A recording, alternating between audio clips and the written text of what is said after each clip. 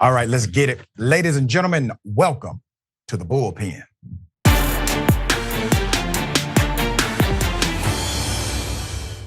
Kinnik Sky, writer, director, producer, actress, and 7-time NAACP award winner, shared with Indisputable allegations of discrimination and mistreatment. The allegations stem from when she was preparing for the production run for her dramatic comedy, Peace Be Still, which was to show at the First Center for the Arts on Georgia Tech's campus. Ms. Sky explained that on the 1st of February, she was contracted for an April 20th show. Ms. Sky has been producing for about 10 years and has always employed Gold Star, which is a theater ticketing company, as well as Groupon, to sell additional seats. On the 26th of that month, February, Ms. Sky reached out to Gold Star to put the seats on sale, a certain section, but then on April 8th, she realized the seats had not been placed on sale at all. Quickly seeing an alternative on April 12th, she reached out to Groupon to advertise seats. Ms. Sky alleged that very same day, Georgia Tech paused ticket sales for the show. 3 days later, April 15th, Georgia Tech decided to cancel the show altogether, allegedly retaining her deposit. All patrons were refunded and told that the very publicly advertised show would not be rescheduled for the First Center. So Ms. Sky also shared with us the contract and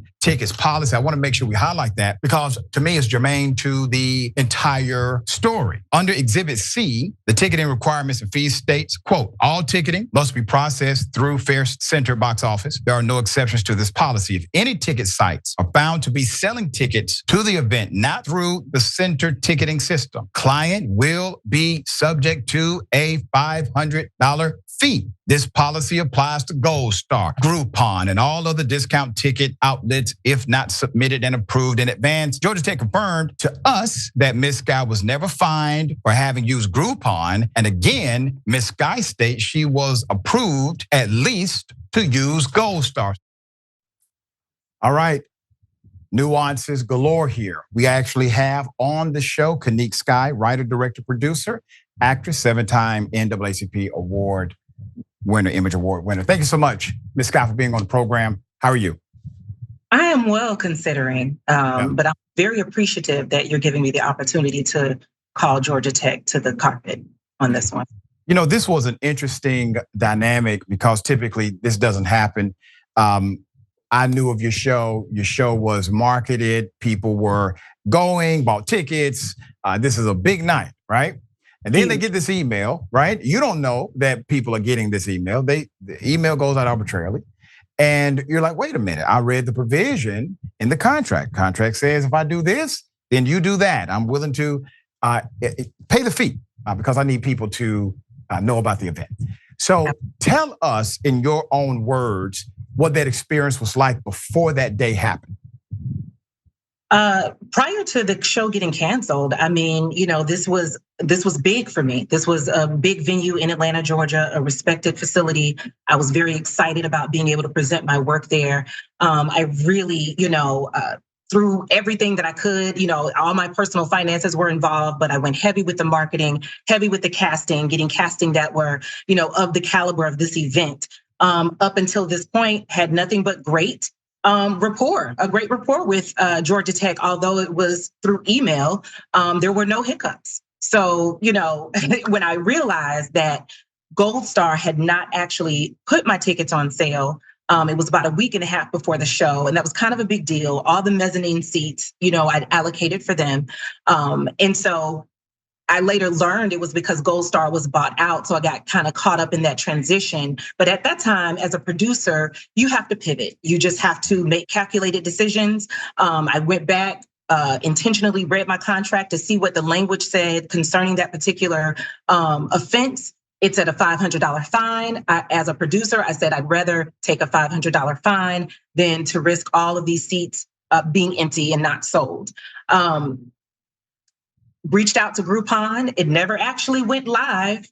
Groupon somehow, for some reason, forwarded all my information. I believe it's my theory that they were inquired, but they forwarded the information to Georgia Tech. And rather than Georgia Tech warning me, since it did not actually go live, they just terminated the entire production 5 days prior. I think this is a very important point for the audience to understand. So you looked at the contract. Contract says, here's the provision. You got to shop with us, basically. But if you shop with somebody else, if you allow other people to, sell the tickets, you're going to have to pay us an extra $500. You said that's well worth it, given what needs to happen. Absolutely. So you engage another vendor. That vendor somehow takes your information. They never go live with it, but they communicate directly to the original vendor. And all of a sudden, you get canceled without any what we call administrative remedy made available to you. Correct? Correct. Not one single offer, not making me aware that they know, or have the full, communication with Groupon. They just canceled. They literally just terminated the show. So obviously my producers went back and forth with Georgia Tech, the powers that be in charge of theater. And we wanted to give them an opportunity to speak to this specifically. And they basically gave a general, we enforced the contract. She was in violation. Then obviously you had a letter that basically said the same thing. But there are some distinctions here. So when the contract clause said, if you do this, you will be subjected to this fee, right? That was pretty conclusive in the language of the contract. So what are they arguing? What are they saying actually happened as their legal reason for canceling the show? They've given none. You didn't get any. I didn't get any. I've gotten no explanation. And that's really what the problem is here. Georgia Tech, say why.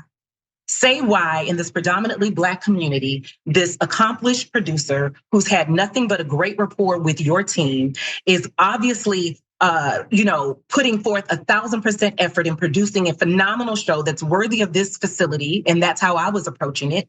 Why? Why was that the recourse? So I have theories because I am a very intuitive woman, but I was raised in the South and I know what discrimination looks like, feels like. I know when I'm feeling that energy. When my all Black team and I came in there to do our walkthrough of the venue, it was my first time meeting Holly, the box office representative. She's over the box office and have been, I learned, for over 20 something years.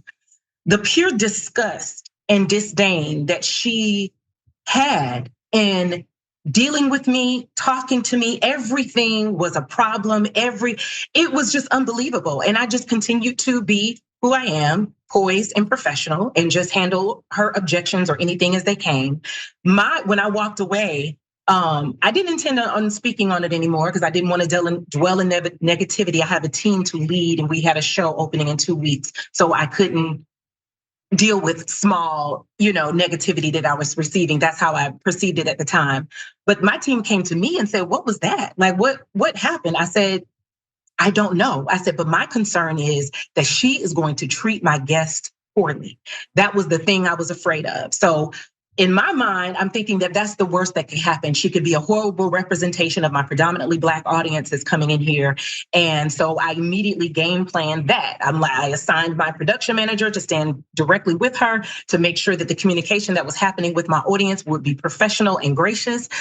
Little did I know that she would take it 10,000 times further. It never crossed my mind that the disdain that I could see that she had would cause her to do something so egregious, so purely evil, just because she could. They had no real reason, Dr. Ritchie, other than they have the ability to do that. And now they feel that they can sweep it under the rug.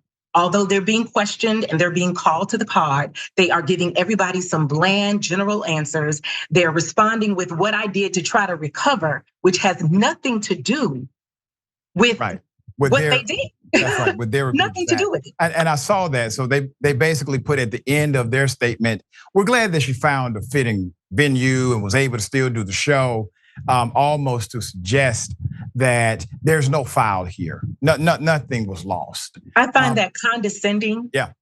I find it underhand. Yeah, the nerve of them. What happens now? What happens now is I tell everybody who will listen.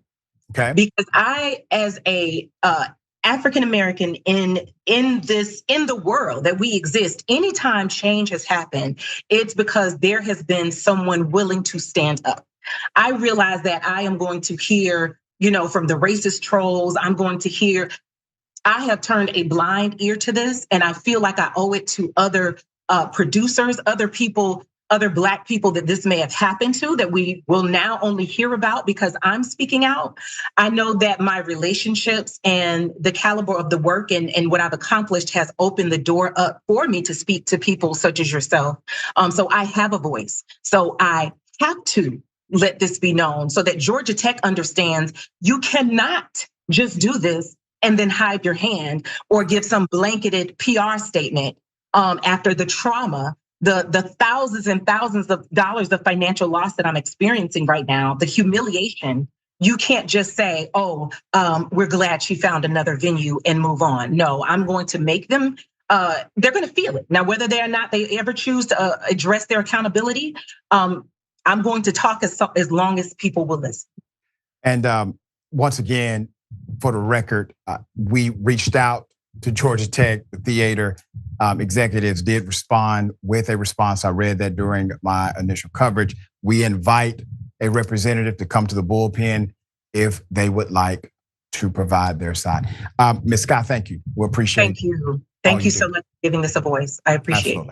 All right.